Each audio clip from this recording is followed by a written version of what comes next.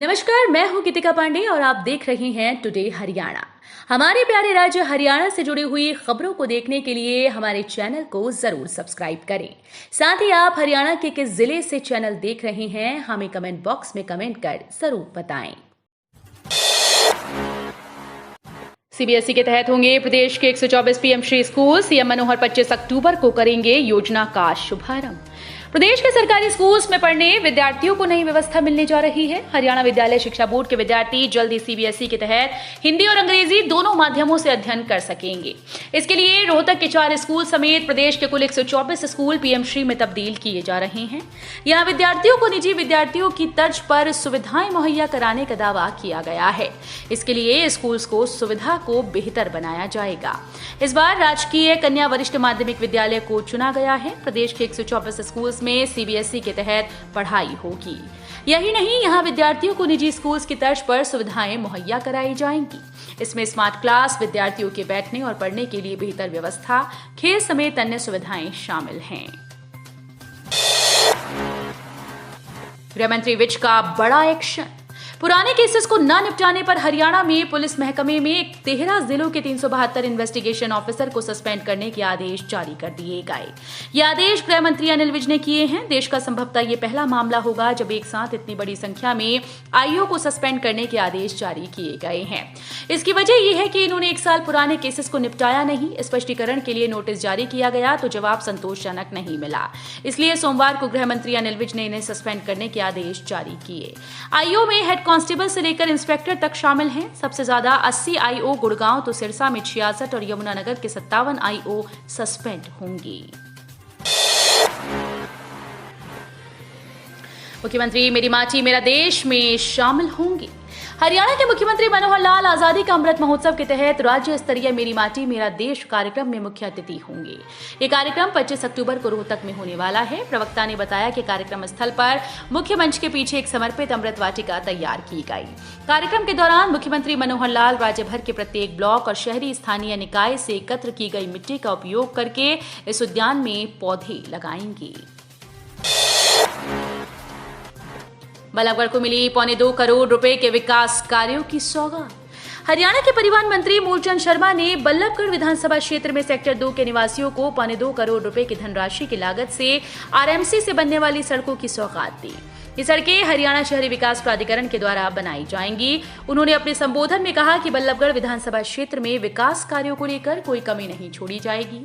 उन्होंने उपस्थित लोगों सहित अन्य प्रदेशवासियों को विजयादशमी के पावन पर्व की शुभकामनाएं भी दी।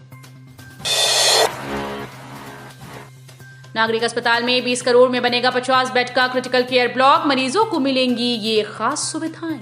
जिला अस्पताल परिसर में प्रधानमंत्री आयुष्मान भारत इंफ्रास्ट्रक्चर मिशन के तहत तकरीबन 20 करोड़ की लागत से 50 बेड का क्रिटिकल केयर ब्लॉक बनना है।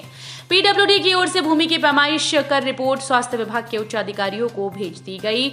बहुत जल्द ही टेंडर आमंत्रित किए जा सकते हैं। क्रिटिकल केयर ब्लॉक रनिंग में आने से ट्रॉमा सेंटर का अभाव नहीं रहेगा। इससे रेफरल केसेस में कमी आएगी। अस्पताल में जिला इंटीग्रेटेड पब्लिक हेल्थ लेबोरेटरी भी होगी। स्वास्थ्य विभाग ने वित्तीय वर्ष 2023-24 जिला नागरिक अस्पताल और फील्ड में बढ़ने वाली सुविधाओं पर फोकस करना शुरू कर दिया है। हरियाणा के पंचकुला में जला 18 लाख का रावण। हरियाणा में दशहरा पर्व धूमधाम से मनाया गया। पंचकुला में सबसे ऊंचा 171 फुट का रावण जलाया गया। इसे बनाने पर 18 लाख रुपए खर्च हुए। वहीं करनाल में पुतला दहन के बाद लोग रावण के पुतले से गिरी जली हुई लकड़ियों को लेने के लिए दौड़ पड़े, जिन्हें पुलिस ने बड़ी मशक्कत से दूर किया। साइरेंस का इस्तेमाल करने वालों के हो रहे चालान। हरियाणा के पुलिस महानिदेशक शत्रुजीत कपूर ने प्रदेश भर के वरिष्ठ अधिकारियों की बैठक लेते हुए कहा कि लोगों की शिकायतों का निवारण जल्द करना जरूरी है, लेकिन साथ ही निष्पक्ष होकर मामले की जांच करना इससे भी ज्यादा जरूरी। पुलिस थानों में आने वाली शिकायतों पर की गई कार्रवाई को लेकर अधिकारी शिकायतकर्ताओं को रैंडम कॉल करें और उनसे असंतुष्ट होने का कारण पूछें। इसके आधार पर थानों और अधिकारियों की रेटिंग की जाएगी। मोगीनंद पुलिस लाइन में आयोजित की गई थी, जिसमें महिलाओं और बच्चों की सुरक्षा के साथ कई अन्य महत्वपूर्ण बिंदुओं पर चर्चा की गई। हरियाणा सरकार ने दी छप्पर फाड़ नौकरियां। युवाओं में सीएम मनोहर का जबरदस्त क्रेज। विपक्ष के तमाम आरोपों को धता बताते हुए हरियाणा सरकार ने रोजगार संबंधी जो रिपोर्ट दी उससे विपक्ष चारों खाने चित्त हो गया। हरियाणा की मनोहर लाल सरकार के 9 साल के कार्यकाल के दौरान सरकारी नौकरियों में 30% तक की वृद्धि दर्ज की गई। अक्टूबर 2014 में हरियाणा में भारतीय जनता पार्टी की सरकार मुख्यमंत्री मनोहर लाल के नेतृत्व में बनी थी। नो पार्किंग जोन में वाहन खड़ा करना पड़ेगा महंगा, जीएमडीए ने जुर्माने की राशि की दुगनी। मेट्रोपॉलिटन डेवलपमेंट अथॉरिटी ने शहर में कहीं भी इधर उधर वाहन पार्क करने वालों पर नजरें टेढ़ी कर दी। जीएमडीए ने सड़क किनारे नो पार्किंग जोन में वाहन पार्क करने पर जुर्माने की राशि बढ़ाकर दुगनी कर दी। त्योहारों के सत्र में यह वाहन खड़ा किया तो आपकी जेब पर यह गलती भारी पड़ सकती है।